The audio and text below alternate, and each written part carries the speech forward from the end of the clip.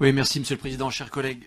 Quelques mots assez rapides là. D'abord pour m'associer et associer le groupe ASC aux remerciements et aux félicitations qui ont été adressées à la fois aux services métropolitains, mais également à l'ensemble des services municipaux qui ont également travaillé main dans la main avec la métropole, qui prouve que l'échelon communal a une pertinence sur cet aspect-là des choses et que chaque personne qui travaille à tous les échelons a pu faire le travail.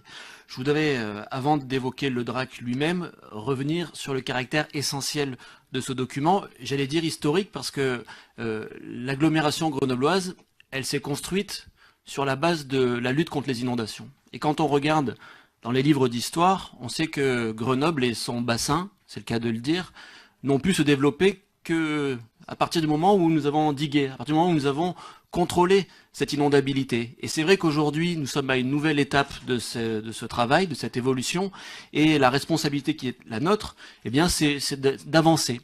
Et chacun connaît à Grenoble la fameuse statue dans laquelle le lion jugule le dragon.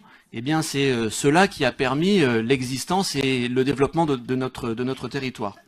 Sur la forme, je crois essentiel, comme l'a dit Philippe Cardin, qu'on avance sur la question contractuelle. Il ne s'agit pas pour la métropole de se cacher en disant il n'y a pas de risque. Il ne s'agit pas de se cacher en disant le risque que soulève l'État n'existe pas, mais bien de faire en sorte que le risque soit reconnu pour que nous puissions le dépasser, l'endiguer et que nous puissions nous développer. Sur la forme, je rejoins un certain nombre de propositions et de remarques qui ont été faites. C'est vrai que c'est, en ce qui concerne le DRAC, absolument incroyable, même ubuesque, qu'on nous demande de nous prononcer sur des documents qui n'existent pas.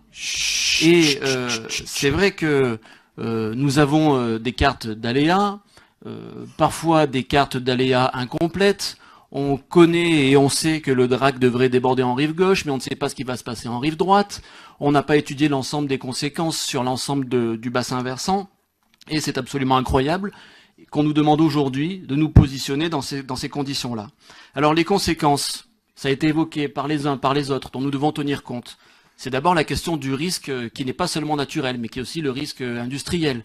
Et on a parlé de la plateforme chimique de Pont-de-Claix, je crois qu'il y a un sujet sur lequel nous devons travailler.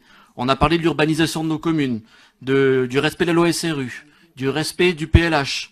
Et puis, on a parlé également, il faudrait qu'on parle également d'installations EDF qui ne sont pas forcément des barrages, mais les installations EDF qui permettent l'alimentation de nos communes, et notamment sur la rive du DRAC.